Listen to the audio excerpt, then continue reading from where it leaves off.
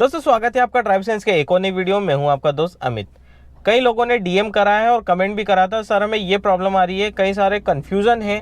तो दोस्तों सबसे पहले मैं बताना चाहूँगा, ड्राइविंग एक ऐसी फील्ड है जहाँ पर छोटी सी गलती भी बहुत बड़ा रूप ले लेती है। इसलिए हमें कुछ चीज़ें पता होना चाहिए, कुछ चीज़ें एक्सपीरियंस के साथ आती है। आपको एक रेफरेंस मिल जाता है इन क्वेश्चन के आंसर मिलने से कि इनको इस तरह से सॉल्व किया जा सकता है, तो आपको बहुत आसानी होगी कोई भी सिचुएशन से बाहर निकलने के लिए। तो चलिए दोस्तों वीडियो स्टार्ट करते हैं। दोस्तों सबसे पहला क्वेश्चन जो अनिल अग्रवाल जी ने पूछा है, वो बोल रहे हैं कि भैया मैंने 7 महीने से ड्राइविंग नहीं करी है, मुझे कोई परेशानी तो नहीं होगी कि मुझे डर काफ़ी लगता है। तो दोस्तों इसका एक सिंपल सा सॉल्यूशन है, ड्राइविंग इज़ लाइक स्विमिंग।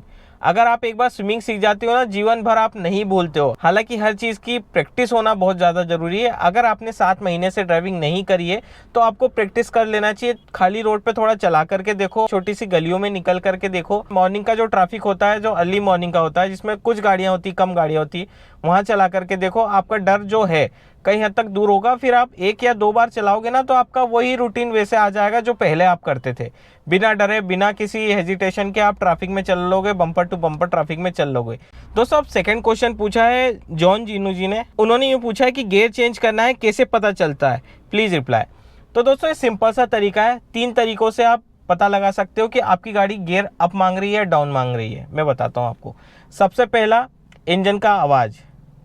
दूसरा, आप आरपीएम से देख सकते हो। तीसरा, आप देख सकते हो स्पीड से। ये 3 चीज़ें हैं जिससे आप पता लगा सकते हो कि आपकी गाड़ी गियर अप मांग रही है या डाउन मांग रही है। हालांकि ये चीज़ कब आप समझ पाते हो, ये चीज़ जब आपके पास एक्सपीरियंस हो जाता है।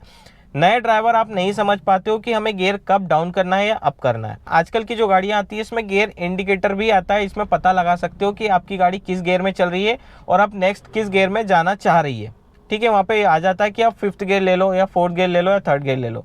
लेकिन पुरानी गाड़ियों में तो आरपीएम मीटर भी नहीं आता था और ये चीज़ें भी नहीं आती थी। उसमें सिर्फ आपको स्पीड से पता लगाना होता था। अब एक्सपीरियंस रहता है तो आप स्पीड से पता लगा सकते हो, इंजन नॉइज से पता लगा सकते हो। लेकिन आपके पास एक्सपीरियंस नहीं है, तब क्या करोगे? तो सिंपल सा तरीका है, आपको देखना है आरपीएम मीटर। मैक्सिमम गाड़ियों में आजकल आरपीएम मीटर है। जिनके पास पुरानी गाड़ी है उनके पास भी आरपीएम मीटर है। लेकिन जिनके पास नहीं है वो 3-4 दिन चलाएंगे ना, तो उनको आदत हो जाएगी कि हाँ यहाँ पे अब मुझे गियर अप करना है या डाउन करना है। तो एक्सपीरियंस के साथ ये चीज़ आती है। अगर आपकी गाड़ी में आरपीएम मीटर है तो 1800-2000 के बीच में आप गियर अप या फिर डाउन कर सकते हो। सिंपल सी चीज़ है। बाकी इंजन का नॉइस अगर आपको समझ में आ गया, मैं तो बोलता हूँ कि आरपीएम मीटर भी मत देखो, स्पीड भी मत देखो। आप इंजन की आवाज़ से समझो कि गाड़ी आपका अप मांग रही है, डाउन मांग रही है। जब आप 6 महीने चलाओगे ना गाड़ी, जब आप चेंज करोगे ना गियर, आपको देखने की ज़रूरत ही नहीं पड़ेगी इंस्ट्रूमेंट क्लस्टर में कि यार मेरी गाड़ी 2000 आरपीएम पे आ गई या इतनी स्पीड पे आ गई तो मैं अप करूँ या डाउन करूँ। आप चलाओगे ना तो आपको खुद ब खुद एहसास हो जाएगा कि हाँ मुझे अब अप करना है, अब यहाँ पे मुझे डाउन करना चाहिए। तो ये चीज़ एक्सपीरियंस के साथ आती जाती है, तो इसमें घबराने की ज़रूरत नहीं है। शुरुआत में होगा थोड़ी सी गलती, आप ज़्यादा आरपीएम पे गियर चेंज करोगे, ज़्यादा स्पीड पे गियर चेंज करोगे, कम स्पीड पे आप मतलब हाई गियर में चलोगे, वो धीरे धीरे सब चीज़ कवर हो जाएगी एक्सपीरियंस के साथ। उसमें कोई ट्रिक नहीं है। अब जो नेक्स्ट क्वेश्चन है वो पांडे जी ने पूछा है। उन्होंने पूछा है कि कभी कभी 3 से 4 या 5 गियर में करता हूँ तो गाड़ी झटका लेती है, ऐसा क्यों होता है? तो दोस्तों इसके कई सारे रीज़न हो सकते हैं। या तो आपने क्लच पर कमांड अच्छी नहीं कर रखी है, या फिर आप गलत स्पीड में इन गियर में शिफ्ट हो रहे हो। सिंपल सी चीज़ है, आपकी गाड़ी में आरपीएम भी है तो उस हिसाब से भी आप गियर चेंज कर सकते हो। मेनली देखा जाए ना तो 1st और 2nd गियर में ज़्यादा झटका लगता है 3rd, 4th, 5th के कंपैरिजन में।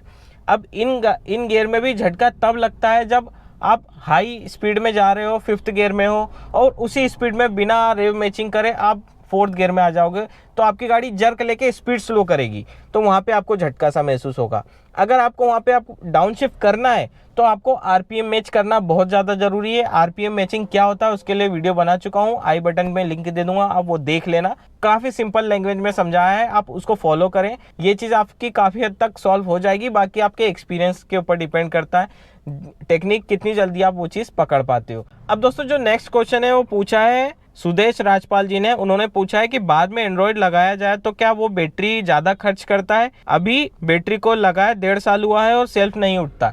अब दोस्तों इसकी 3 चीज़ें हो सकती है सेल्फ ना उठने के। सबसे पहला, जैसा कि आपको लग रहा है कि बैटरी ड्रेन हो गई है, डाउन हो गई है। दूसरा, या आपकी बैटरी ख़राब हो गई है इसलिए जल्दी डाउन हो रही है। तीसरा, या फिर आपकी सेल्फ की मोटर है उसमें कोई प्रॉब्लम है। क्योंकि हो जाता है सेल्फ की मोटर में प्रॉब्लम होने से भी आपका सेल्फ नहीं उठता है। अब रही बात एंड्रॉयड लगाने के बाद आपके साथ ऐसा प्रॉब्लम हो रहा है, तो हो सकता है कनेक्शन का कुछ प्रॉब्लम हो, कुछ ऐसा कनेक्शन गलत हो गया हो जो कंटिन्यूसली फ्लो में आ रहा हो करंट बैटरी का, जिससे आपकी बैटरी डाउन हो रही है जल्दी। तो ये रीज़न हो सकता है। किसी इलेक्ट्रिशियन को दिखाएं जो कार की वायरिंग के बारे में समझता हो, वो देख लेगा, उसको पता चल जाएगा कि कहाँ पे गलत कनेक्शन जुड़ा है, तो उसको सही कर देगा, तो आपकी बैटरी हद तक बच जाएगी। एक तो ये चीज़ है। दूसरा, आप बैटरी चेक करा लें, बैटरी में कोई प्रॉब्लम तो नहीं है। अगर बैटरी प्रॉब्लम है तो बैटरी जल्दी डाउन हो जाती है, क्योंकि मैंने भी एंड्रॉयड सिस्टम लगाया है। मेरी गाड़ी 2014 का मॉडल है, लास्ट का 18 या 19 में मैंने एंड्रॉयड सिस्टम लगाया है। लेकिन अभी तक मेरे को कोई ऐसी प्रॉब्लम नहीं आई बैटरी ड्रेन की। हाँ, मैंने एक बार बैटरी ज़रूर चेंज कराई है, क्योंकि वो पुरानी थी, मेरे को चेंज करानी ही थी। लेकिन एंड्रॉयड सिस्टम की वजह से अभी तक मेरे को प्रॉब्लम नहीं आई है बैटरी में। सेल्फ नहीं उठ रहा है तो आपकी सेल्फ मोटर चेक कराओ, या फिर इग्निशन स्विच होता है उसमें भी प्रॉब्लम हो सकती है। तो ये भी आप एक बार चेक करा लो तो ज़्यादा अच्छा रहेगा, आपको सारे प्रॉब्लम का जड़ मिल जाएगा। उसके बाद फिर आप सोल्यूशन कर सकते हो क्या है। अब एक और क्वेश्चन जो पूछा है घनश्याम पटेल जी ने पूछा है, उन्होंने पूछा है कि सर जी कितने स्पीड में एवरेज गाड़ी अच्छा निकालती है। दोस्तों, नए ड्राइवर रहते हैं ना, तो कंसर्न तो ये होता है कि यार हमारी गाड़ी एवरेज भी अच्छा दे, हमारा परफॉर्मेंस भी अच्छा दे, और सारी चीज़ हम सेफली गाड़ी भी चला लें। और एवरेज का आज की तारीख में आप देख सकते हो, पेट्रोल डीजल के भाव बहुत ज़्यादा आसमान पे छू रहे हैं, तो हर कोई चाहता है कि यार हमारी गाड़ी माइलेज अच्छा दे। माइलेज अच्छा स्पीड के ऊपर तो डिपेंड करता ही है, साथ में आपके रख रखाव पर भी डिपेंड करता है। आप टाइम टू टाइम उसकी सर्विस करा रहे हो नहीं करा रहे हो, आप प्रॉपर उसका ऑयल समय पर चेंज करा रहे हो कि नहीं करा रहे हो, उसका प्रॉपर मेंटेनेंस कर रहे हो कि नहीं कर रहे हो, ये सारी चीज़ें डिपेंड करती है आपके एवरेज पर। आप किस तरह से ड्राइविंग कर रहे हो वो भी बहुत इंपॉर्टेंट है। अगर आपने रश ड्राइविंग करी तो आपकी गाड़ी माइलेज बिल्कुल भी नहीं देगी। क्लच का किस तरह से यूज़ कर रहे हो वो भी आपको देखना पड़ेगा कि वो कैसा कर रहे हो। बहुत सारी चीज़ें डिपेंड करती है आपके एवरेज के लिए। हाँ, अगर आप स्पीड की बात करें तो मैक्सिमम जो एवरेज आता है ना, वो 80-90 के आसपास आता है। उसमें आपको हाईएस्ट माइलेज मिलता है। हाईएस्ट माइलेज तभी मिलेगा जब स्मूथ आप ड्राइविंग करोगे। अब दोस्तों, जो नेक्स्ट क्वेश्चन है वो पूछा है कल्पेश नाई जी ने। उन्होंने पूछा है कैसे पता चले कि क्लच प्लेट खराब हो गई है। तो दोस्तों, मेन चीज़ तो ये है कि जब आप गाड़ी स्टार्ट करते हो ना, गियर लगाते हो, गाड़ी पिकअप ही नहीं लेती है। बिल्कुल भी पिकअप नहीं लेगी, गाड़ी उठेगी नहीं। आपको पता चल जाएगा आपकी गाड़ी पिकअप ही नहीं ले रही, बिल्कुल भी नहीं ले रही है, तो वहाँ पे समझ जाओ आपकी क्लच प्लेट में इशू है। गियर चेंज हो रहा है, फर्स्ट सेकंड थर्ड फोर्थ सब हो रहा है, लेकिन पिकअप नहीं ले रही है, क्योंकि क्लच घिसा गया है। होता क्या है, क्लच प्लेट है और फ्लाई व्हील है। अब फ्लाई व्हील घूम रहा है लेकिन क्लच प्लेट फ्री हो गई है, तो गाड़ी आगे बढ़ेगी कैसे? आपके जो टायर है उसमें एनर्जी पहुंचेगी ही नहीं, आप पावर पहुंचेगा ही नहीं, तो आपकी गाड़ी आगे ही नहीं बढ़ेगी। तो दोस्तों, ये कुछ क्वेश्चन थे जिनको मैंने लिया था, बहुत ज़्यादा ज़रूरी है इनको समझ लेना, कब कब कैसी कैसी सिचुएशन होती है और उनको किस तरह से हैंडल करना है। तो कई लोगों के सवाल थे, तो मैंने कोशिश करी बहुत लोगों के सवाल के जवाब देने की। और भी कई सारे सवाल है, Q&A सीरीज़ में वो आते रहेंगे। अगर आपने Q&A सीरीज़ नहीं देखी हो तो मैं आई बटन पे और डिस्क्रिप्शन में लिंक दे दूंगा। Q&A सीरीज़ का बहुत सारे क्वेश्चन के सॉल्यूशन मैंने दिए हैं, आप देख सकते हो क्या क्या प्रॉब्लम आती है। तो यही है दोस्तों, आज के वीडियो में इतना ही था। उम्मीद है आपने वीडियो पूरा देखा होगा, काफ़ी कुछ समझ में आया होगा। अब मिलते हैं फिर नेक्स्ट वीडियो में, तब तक के लिए stay safe and good bye.